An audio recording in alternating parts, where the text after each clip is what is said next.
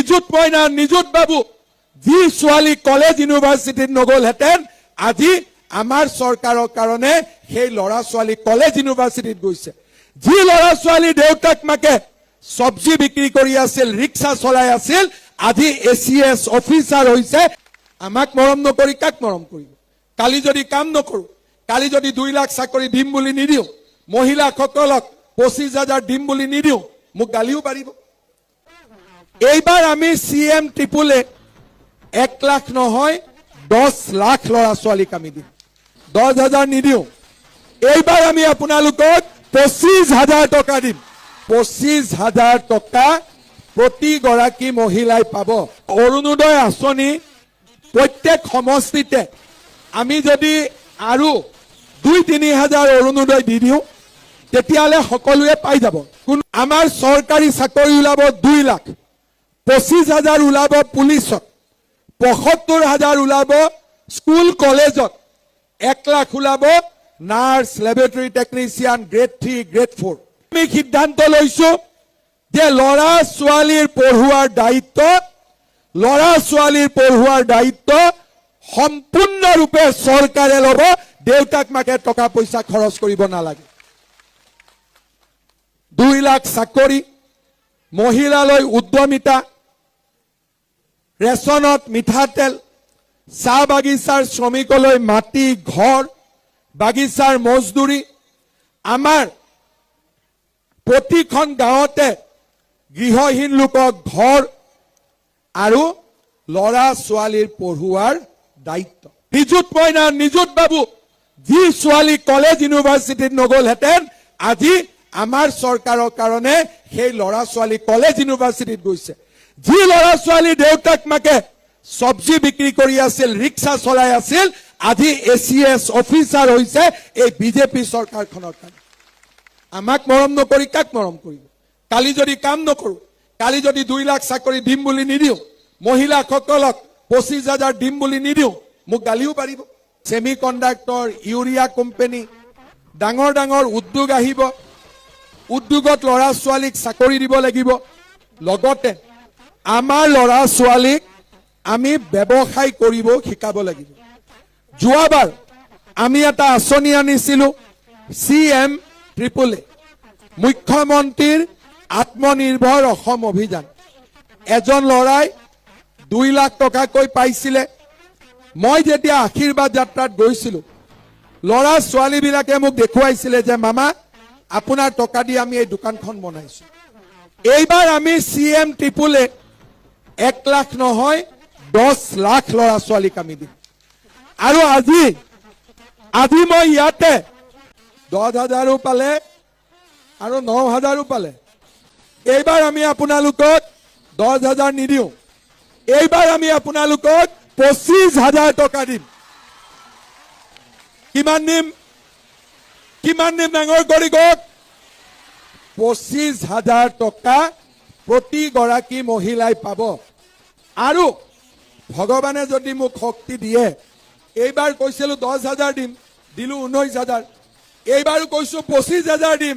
ভগৱানে শক্তি দিলে কিজানি ইয়াতকৈ বেছি দিব পাৰো, হয় নে নহয়? অৰুণোদয় আঁচনি প্ৰত্যেক সমষ্টিতে আমি যদি আৰু 2-3 হাজাৰ অৰুণোদয় দি দিওঁ তেতিয়াহ'লে সকলোৱে পাই যাব।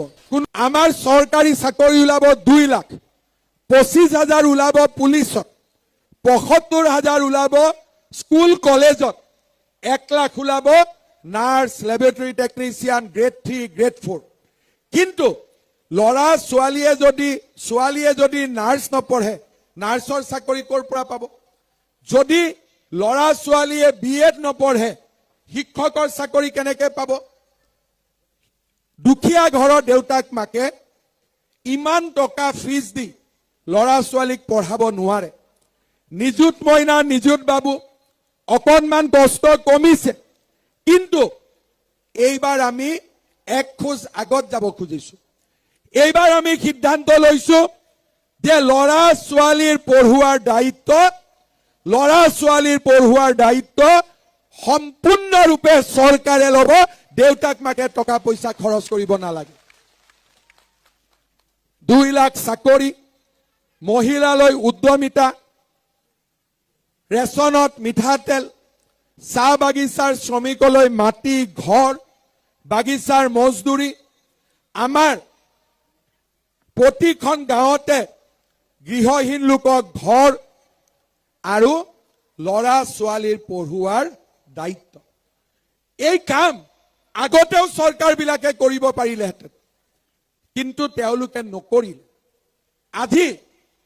আজি তেওঁলোকক আমি ক'ব খুজিছো যে নহয়, ৰাইজৰ কাৰণে যদি আমি কাম কৰোঁ, ৰাইজে আমাক আশীৰ্বাদ দিয়ে, ৰাইজে আমাক মৰম কৰে। আশীৰ্বাদ যাত্ৰাৰ সময়ত মই যেতিয়া বিভিন্ন জাগাত গৈছিলোঁ, কিছুমান মানুহে মৰম কৰে আৰু কিছুমান মহিলাই মনতে ভাল পাই মোক চুমা খাই দিয়ে। তেতিয়া কংগ্ৰেছবিলাকে কয় যে হিমন্ত বিশ্ব শৰ্মা কিয় চুমা খায়? হাৰে, মোক চুমা আইতাই খায়, মায়ে খায়, ভণ্টিয়ে খায়, বাইদেৱে খায়। কিয় খায়? কাৰণ তেওঁলোকৰ কাৰণে দিনে ৰাতিয়ে মই পৰিশ্ৰম কৰিছো। মই লুঙি ধুতি ৰাজনীতি কৰা নাই। নিযুত মইনা, নিযুত বাবু, যি ছোৱালী কলেজ ইউনিভাৰ্চিটিত নগলহেঁতেন, আজি আমাৰ চৰকাৰৰ কাৰণে সেই ল'ৰা ছোৱালী কলেজ ইউনিভাৰ্চিটিত গৈছে।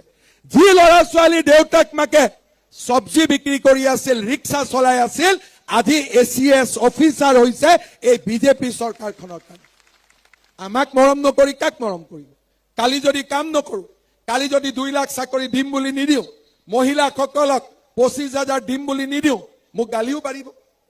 কিন্তু দিলে মৰম কৰিব নে নকৰিব? কৰিব নে নকৰিব? সেইকাৰণে মই লুৰিণজ্যোতি গগৈক কওঁ যে প্ৰথমতে ৰাজনীতি শিকিব লাগিব। ৰাজনীতি মানে মানুহক ভাল পোৱা। আজি দুলীয়াজানৰ মানুহক ভাল পালো, কালি ডাইভৰ্চ। পৰহি দিনাখন নাহৰকটীয়াৰ মানুহক ভাল পালো, ডাইভৰ্চ। এইবাৰ যদি খোৱাঙত ইলেকশ্যন হাৰে, অহাবাৰ খোৱাঙত নাহে, অহাবাৰ গৈ টিংখং পাবগৈ। হয় নে নহয়? তাৰ মানে মানুহৰ প্ৰতি মৰম নাই। মানুহৰ প্ৰতি মৰম নাথাকিলে মানুহে ৰাজনীতি কৰিব নোৱাৰে। শ্ৰদ্ধাৰ ৰাইজ, খোৱাঙৰ কাৰণে এজন বিধায়কে 5 বছৰত যিমান কৰিব পাৰে কৰিব পাৰে, কিন্তু সকলোৱে যদি কয় যে 5 বছৰত সব ৰাস্তা পকী হৈ যাব লাগিব, আমাৰ অসমখনটো ইমান ধনী প্ৰদেশ নহয়। পৰ্যায়ক্ৰমে আমি কৰি যাব লাগিব। আজি যদি কোনোবাই কয় যে চক্ৰ গগৈয়ে 5 বছৰৰ ভিতৰতে সকলো ৰাস্তা পকী কৰি দিব লাগিব, কিজানি মোৰ সমষ্টিটো ইমান ৰাস্তা পকী হোৱা নাই। কাৰণ একে 5 বছৰত সব কৰিব নোৱাৰে। খোৱাঙত আপত্তি আছে। আপোনালোকৰ আশীৰ্বাদত যদি এইবাৰ আমাৰ চৰকাৰ আহে, খোৱাঙত ৰাস্তা ঘাট বনাবলৈ মই চক্ৰ গগৈক 200 কোটি টকা দিম, যাতে কোনো ৰাস্তা ঘাট পকী নোহোৱাকৈ নাথাকে। আৰু 3 মাহৰ মূৰে মূৰে মই নিজে আহিম, নিজে কাম চাম, যাতে আমাৰ খোৱাং সমষ্টি জাকত জিলিকা হৈ পৰে। মই আপোনালোকক আজি কথা দিছো, আপোনালোকে দেখা পাব যে কেনেকৈ আমি নতুন নতুন কামেৰে আমাৰ খোৱাং সমষ্টিক আমি আগুৱাই লৈ গৈ থাকো। আমাৰ খোৱাঙত যোৱাবাৰ মই বানপানী চাব আহিছিলো, মথাউৰিৰ কাম হৈছে, কিন্তু আৰু মথাউৰিৰ কাম বাকী আছে। মই মথাউৰি কেইটা বনাইও দিম আৰু মথাউৰিৰ ওপৰত পকী ৰাস্তাও বনাই দিম, যাতে গাড়ী দিও অহা যোৱা কৰিব পাৰে। শ্ৰদ্ধাৰ ৰাইজ, এটা খোৱাঙত যেতিয়াৰ পৰা সমজিলা হ'ল, তেতিয়াৰ পৰা খোৱাঙত ৰাইজৰ এটা খুব জেনুইন দাবী হৈছে যে আমাক চেচু ঘাটত দলং এখন লাগে। হয়নে নহয়? লাগে নে নালাগে? বুঢ়ীদিহিং নদীৰ ওপৰত চেচু ঘাটত দলং লাগে, হয়নে? এই দলংখনৰ আধাৰশিলা মই আগষ্ট মাহৰ 2 তাৰিখে স্থাপন কৰিম। অলৰেডি প্লেনিং হৈ গৈছে, নক্সা বনিছে। চেচু ঘাটৰ দলঙৰ কাম আগষ্টৰ পৰা আৰম্ভ হ'ব, 1.5 বছৰ 2 বছৰৰ ভিতৰত কমপ্লিট হৈ যাব। হ'ব। আমাক খোৱাং সমষ্টিত আচলতে মৰাণ লাহোৱাল লগ লাগি খোৱাং হ'ল, টিংখঙৰো কিছু গাঁও আহিলে। আমাৰ খোৱাং সমষ্টিত এখন আমাক ভাল কলেজ লাগে, য'ত আৰ্ট, ছায়েন্স, কমাৰ্চ গোটেইকেইটা থাকিব। লাগিব নে নালাগিব? এখন ধুনীয়া আৰ্ট, ছায়েন্স, কমাৰ্চ